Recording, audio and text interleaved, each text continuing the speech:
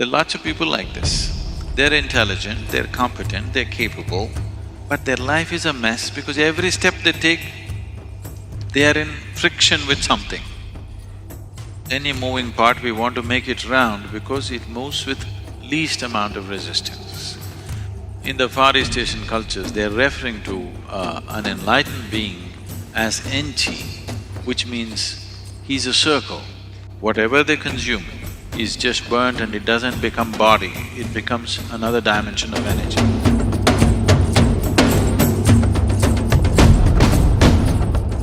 Bandha literally means a lock. That is, you engage certain locks in the body so that your energy behaves in a particular way. Why these bandhas? What they can do for you? Have you heard of a word called Ojas? O-J-A-S, Ojas? No? No? Okay. The word Ojas means a non-physical dimension of energy. That is, you can generate a certain amount of non-physical dimension of energy around you. If you have Ojas around you, your passage through the world, the passage through life becomes well lubricated. That is, you will pass with minimum amount of friction. In the Far East Asian cultures, an enlightened being is referred to as Enchi.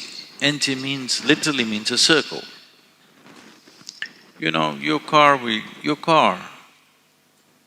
do you have… what kind of wheels do you have? Round wheels or square wheels or triangular wheels? What do you have? Oh, but a triangular wheels would be definitely more jazzy, isn't it? Why round wheels? Least amount of resistance. With least amount of resistance it rolls. Any moving part, we want to make it round because it moves with least amount of resistance. So we are referring to…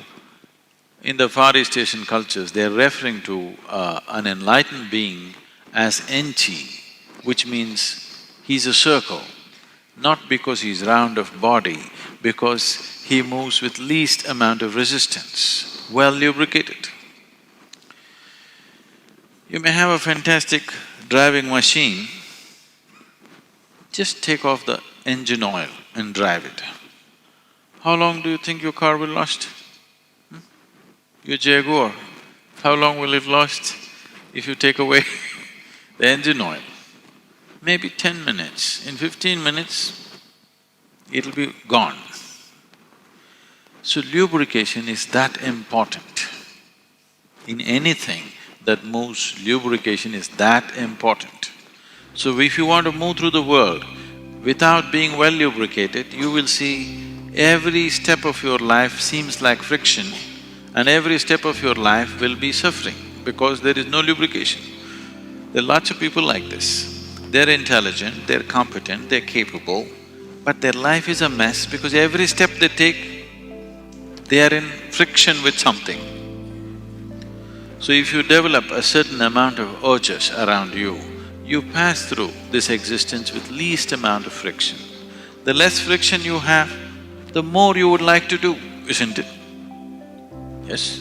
You would naturally venture to do a lot of things if you had no friction problems. But every day you step out, you get into some friction, you will hesitate tomorrow to step out. This is happening all the time, isn't it?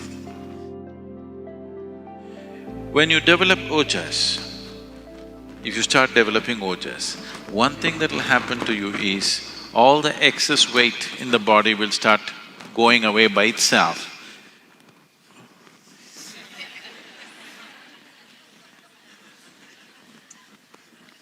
Oh. You know, if you come to the yoga center, you will see certain people at certain times will be in a certain type of sadhana or certain type of inner work. When they're doing this, these days we keep them completely secluded because people get scared looking at the way they eat. They will eat 10 times of what a normal person would eat, heaps of food. but they will be losing weight. We will put them on high-fat diet, all ghee, milk, butter, like this. In spite of that, they will continue to lose weight simply because they're converting the physical into non-physical dimension of energy. Whatever they consume is just burnt and it doesn't become body, it becomes another dimension of energy. In yoga, we call this as stealing from the earth. Because whatever you have right now, the mass of your body, is something that you have borrowed from this planet. You can borrow. Mother Earth is very generous with the loan that she gives. You can borrow as much as you want if you can carry it around. But when the time for payback comes, she will collect atom to atom. If you say, I've been here for so long, let me have one atom as a souvenir, no deal. She collects every atom back. So this is considered stealing from the earth because now you transform physical into non-physical dimension of energy. Now she cannot stop you. You can take it away with you. So this is packaging something for a long journey without she knowing about it. Otherwise, she will grab it back. If it's in the physical form, she'll filter it out. If it's in a non-physical form, the earth cannot hold it back. Now you're doing Shambhavi. If you're doing it every day, you will develop Ojas, some amount of Ojas, which will see suddenly everything seems to be facilitated for you, it just happens.